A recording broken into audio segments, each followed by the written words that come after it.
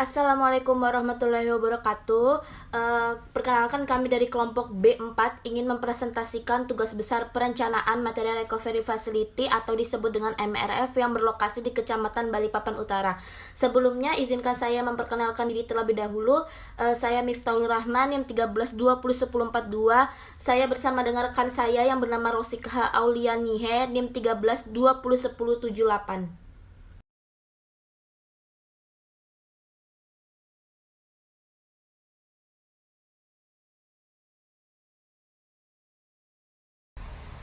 Di sini saya ingin menjelaskan pendahuluan terlebih dahulu, di mana Kecamatan Balikpapan Utara memiliki jumlah penduduk terbesar sebanyak 172.117 jiwa. Di tahun 2012 tercatat potensi sampah Kota Balikpapan sebesar 316 ton per hari dan terakhir sebesar 400 ton per hari pada tahun 2015. Karena kurangnya kesadaran masyarakat dalam upaya pengelolaan sampah, yaitu dari pemilahan sampah, pengolahan dan pemanfaatan dari rumah tangga, kondisi dan situasi Kota Balikpapan yang semakin padat penduduk. Oleh karena itu dibuatlah alternatif unit pengolahan sampah dengan adanya MRF atau Material Recovery Facility, yang dimana fasilitas daur ulang menggabungkan beberapa teknik pengolahan sampah semaksimal mungkin dengan residu yang seminimal mungkin, seperti pemilahan sampah, 3R, dan composting. Lalu, tujuan perencanaan MRF ini seperti apa? Tujuan ini untuk menghitung jumlah timbulan dan komposisi sampah pemukiman di Kecamatan Balikpapan Utara tahun 2031 serta merencanakan desain bangunan MRF. Kemudian untuk mereduksi volume sampah yang akan masuk ke TPA. Baik, selanjutnya ada tinjauan pustaka. Untuk yang pertama ada timbulan sampah. Timbulan sampah adalah jumlah sampah yang dihasilkan oleh manusia pada suatu daerah. Timbulan sampah menurut SKSMI S040199303 adalah sampah yang dihasilkan dari sumber timbulan sampah yang dapat digunakan sebagai pegangan bagi perencana dan pengolah dalam pengolahan sampah. Untuk besar timbulan sampah dapat dihitung berdasarkan kualifikasi kota. Lalu selanjutnya ada komposisi sampah. Komposisi sampah adalah susunan masing-masing komponen sampah yang dinyatakan dalam persen berat. Dan data komposisi sampah dapat digunakan untuk menentukan karakteristik sampah seperti kalor bakar dan potensi pemanfaatan kembali atau daur ulang. Selain itu, untuk data komposisi sampah diperlukan guna menetapkan kebutuhan fasilitas peralatan, sistem, serta program dan perencanaan pengolahan sampah. Lalu selanjutnya ada karakteristik sampah. Karakteristik sampah di suatu wilayah sangat penting untuk diketahui. Hal ini berguna untuk mendapatkan volume serta potensi sampah yang bisa didaur ulang dan untuk mengidentifikasi permasalahan pada pengolahan sampah.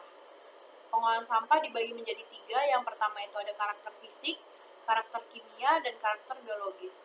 Untuk karakter fisik, sampah dapat diketahui dengan analisis densitas sampah, kadar air, ukuran partikel, dan kapasitas lahan, dan permeabilitas sampah. Untuk analisis densitas sampah dapat dilakukan dengan menghitung timbulan sampah yang dinyatakan dari hasil perbandingan berat terhadap volume berat jenis, dan sampah dapat dinyatakan sebagai berat per unit atau kilogram per meter kubik. Lalu selanjutnya ada karakter kimia. Karakter kimia sampah ini dapat diketahui dengan melakukan analisis proximate, analisis ultimate, titik lebur abu, dan potensi kandungan energi yang tersimpan dalam sampah.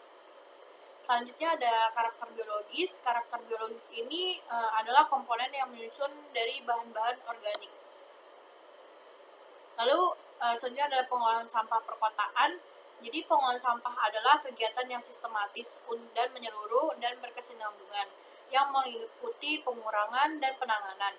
Pengolahan sampah dapat dibedakan menjadi 2 macam, yaitu yang pertama ada penanganan setempat, yaitu penanganan yang dapat dilakukan sendiri oleh penghasil sampah dengan cara mengubur sampah di halaman rumahnya, atau dengan cara lain yang masih dapat dibenarkan dalam usaha pemusnahan sampah. Yang kedua ada penanganan terpusat. Penanganan sampah ini dilakukan secara komunal pada suatu area tertentu, jadi memerlukan sistem manajemen yang lebih kompleks dalam banyak aspek dan faktor yang berkaitan dengan perencanaan pengolahan sampah dan berpengaruh terhadap sistem pengolahan sampah perkotaan. Berikut ini ada tabel di mana timbulan sampah itu selanjutnya melakukan pemilahan, lalu ada pewadahan dan pengolahan di sumber. Lalu selanjutnya pengumpulan ini dibagi jadi dua lagi, ada pemindahan, lalu ada pemilahan dan pengangkutan. Lalu secara bersamaan ini diangkut, lalu yang terakhir itu dibuang ke tempat pembuangan akhir atau TPA. Lalu selanjutnya ada Material Recovery Facility atau MRF.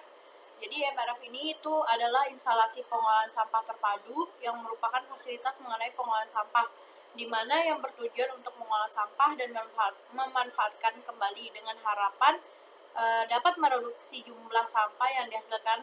MRF dapat mengolah sampah kering dan sampah basah.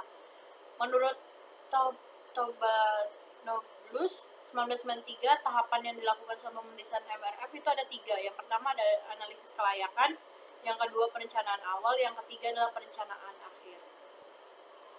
Baik, selanjutnya ada gambaran umum wilayah perencanaan di Kecamatan Balikpapan Utara.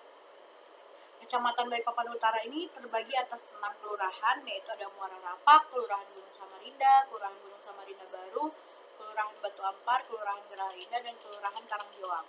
Untuk luas wilayah terbesar pada Kecamatan Balikpapan Utara ini berada di Kelurahan Karangjoang dengan luas wilayah 93,09 km persegi, dan luas wilayah terkecil itu pada Kecamatan Balikpapan Utara berada di Kelurahan Gunung Samarinda dengan luas wilayah 2,70 km persegi. Berikut ada tabel dari data BPS Balikpapan Utara dalam angka 2021, mulai dari Muara Rapak, Gunung Samarinda, Batu Ampar, Karangjoang, Gunung Samarinda Baru, dan Geralinda. Lalu selanjutnya ada tabel dari BPS Kota Balikpapan tahun 2014 berdasarkan kecamatan dan jumlah penduduk, lalu ada sek rasionya.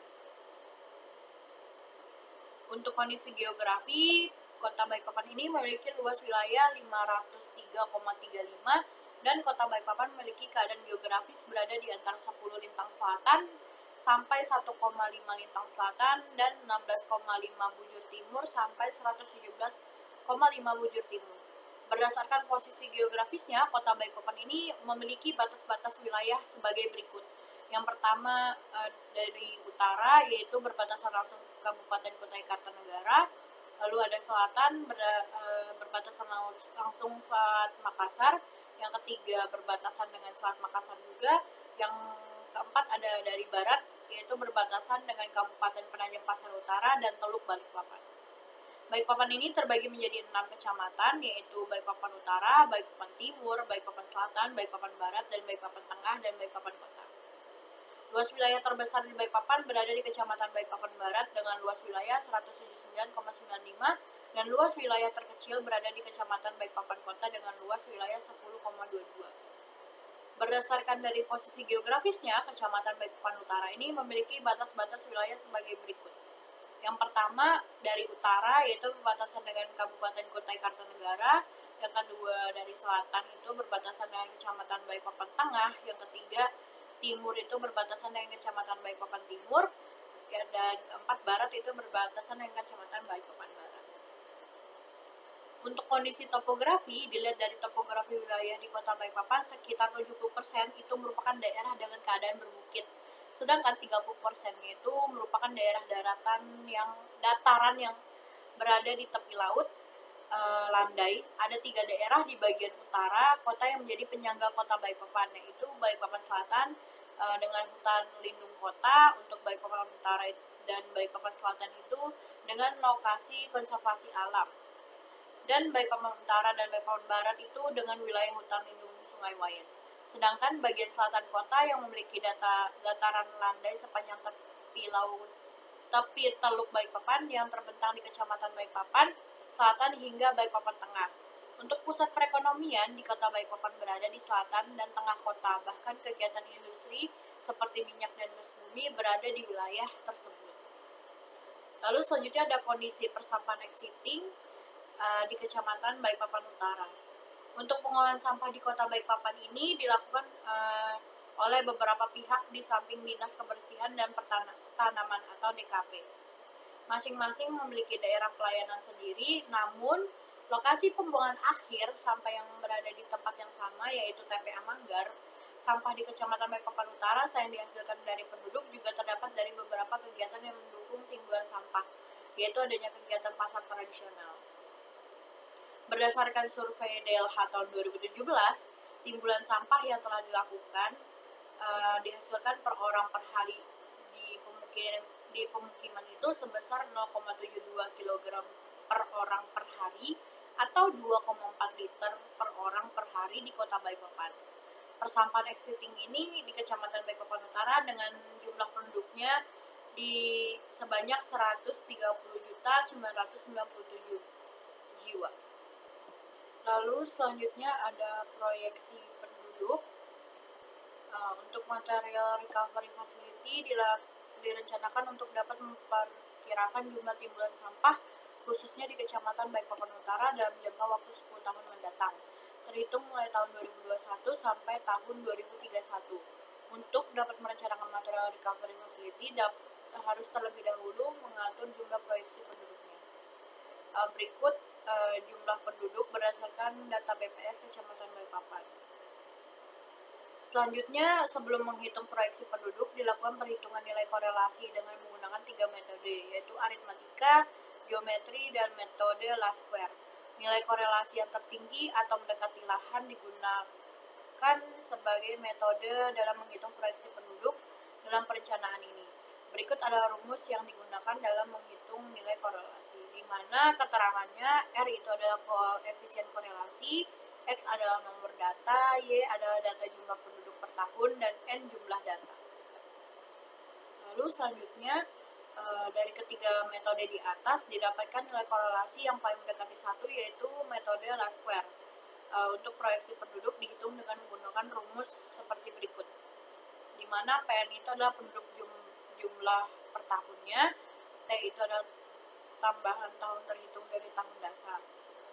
Lalu selanjutnya, setelah didapatkan nilai A dan B, kemudian dilakukan perhitungan proyeksi penduduk. Contoh perhitungan proyeksi penduduk tahun 2021 dengan tahun ke N atau 10 adalah sebagai berikut. Contoh perhitungan proyeksi penduduk Kecamatan Balikpapan Utara pada tahun 2021. Jadi seperti ini rumus-rumusnya, lalu masukkan angka-angkanya, dihitung menggunakan Excel, didapatkan ini PN dan tahunnya, di mana PN ini adalah jumlah penduduk per tahunnya. Jelaskan perhitungan timbulan dan komposisi sampah. Yang pertama-tama saya ingin menjelaskan timbulan sampah terlebih dahulu. Dapat diketahui bahwa timbulan sampah memiliki jenis sampah sisa makanan, plastik, kertas, logam, kaca, dan residu lainnya.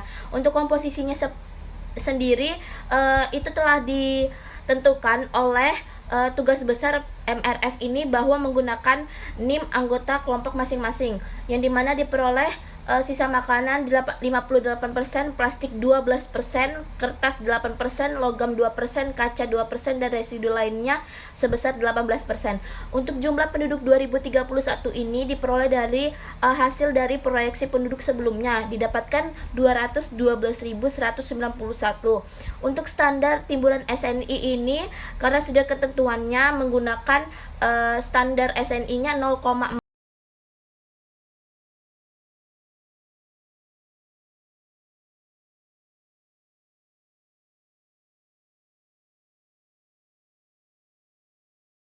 58%, dilanjut 12%, dan diperoleh persen komposisi sampah ini dikali timbulan sampah, di mana contoh untuk sisa makanan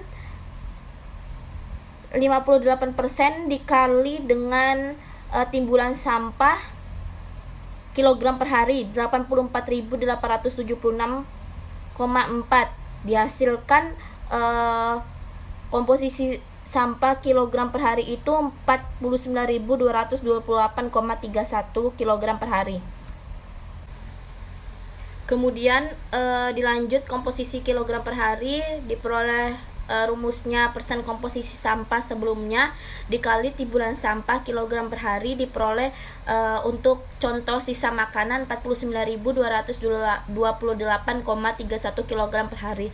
Untuk komposisi ton per harinya diperoleh dari rumus persen komposisi sampah dikali timbunan sampah yang telah dikonversi menjadi ton per hari. Untuk volume untuk densitas kilogram per meter kubiknya ini kami menggunakan 300 kg per meter kubik yang telah tersedia di jurnal. Kami menggunakan sebesar 300 kg per meter kubik.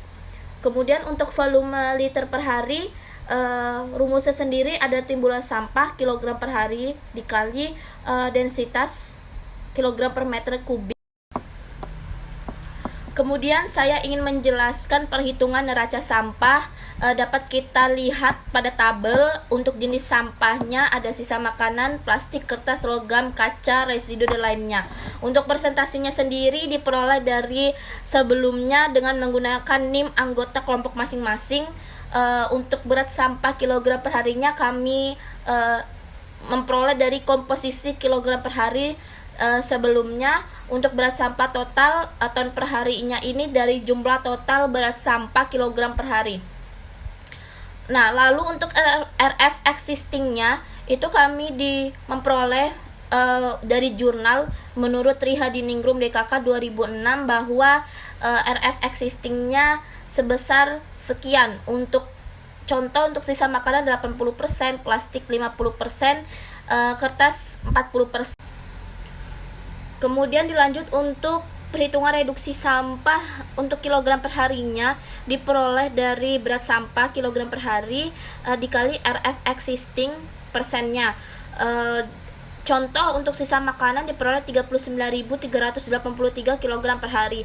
Untuk reduksi sampah persennya diperoleh dari reduksi sampah kilogram per hari dibagi berat sampah total ton per hari dikali 100. Dihasilkan 46% untuk sisa makanan. Kemudian untuk residu kilogram per hari diperoleh dari perhitungan berat sampah kilogram per hari dikali reduksi sampah kilogram per hari untuk contoh sisa makanan 9.846 kg per hari. Untuk residu persennya diketahui dari rumus residu kilogram per hari dibagi berat sampah total ton per hari dikali 100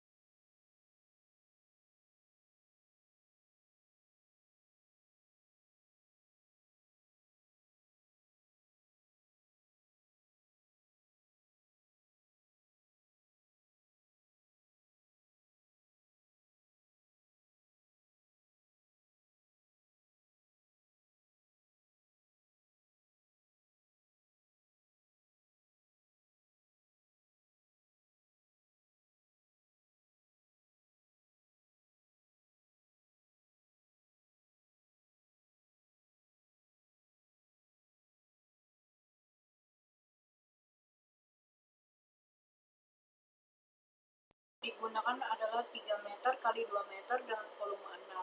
Untuk memudahkan akses muatan residu ke dalam kontainer, maka sisi setiap kontainer ditambah jarak 6,5 meter sehingga ukuran kontainer adalah 4 kali 3 meter. Untuk pengangkutan ke TPA dapat dilakukan sebanyak 1 kali sehari. Berikut adalah perhitungan tahun 2031 didapatkan kebutuhan luas kontainer itu sebesar 201 meter persegi. Lalu selanjutnya ada perhitungan ukuran lahan, yaitu seperti di tabel. MRF dari kelompok kami dapat kalian lihat bahwa gambar tersebut adalah lahan penyimpanan kompos, lahan mesin pengayak, lahan pematangan kompos, lahan kontainer, lahan pengomposan, lahan penyimpan lapak, dan lain sebagainya. Dapat dilihat bahwa untuk kotak berwarna biru muda itu merupakan lahan penampungan lidi. Untuk yang kotak yang berwarna biru tua bernama itu tersebut kamar mandi. Lalu dilanjut yang kotak berwarna coklat itu musola, kotak berwarna pink itu gudang penyimpanan, dan kotak berwarna hijau itu merupakan kantor, dimana dapat diketahui bahwa akses jalan masuk itu berwarna tanda panah berwarna oranye. Dilanjut tanda panah berwarna hijau muda itu merupakan alur pengolahan sampah daur ulang. Ya, selanjutnya untuk tanda panah berwarna ungu itu merupakan alur pengolahan sampah residu. Dia masuk dari lahan penerimaan dan pemilahan, kemudian langsung masuk ke lahan kontainer. Lanjut untuk berwarna biru itu merupakan dari lahan pengomposan masuk ke lahan penampungan lidi. Untuk akses untuk tanda panah berwarna merah itu termasuk alur pengolahan sampah organik, di mana lahan penerimaan dan pemilahan masuk ke lahan mesin pencacah, kemudian masuk ke dalam lahan pengomposan, kemudian masuk ke lahan pematangan kompos, lalu masuk ke lahan mesin pengayak, kemudian masuk ke lahan penyimpanan kompos.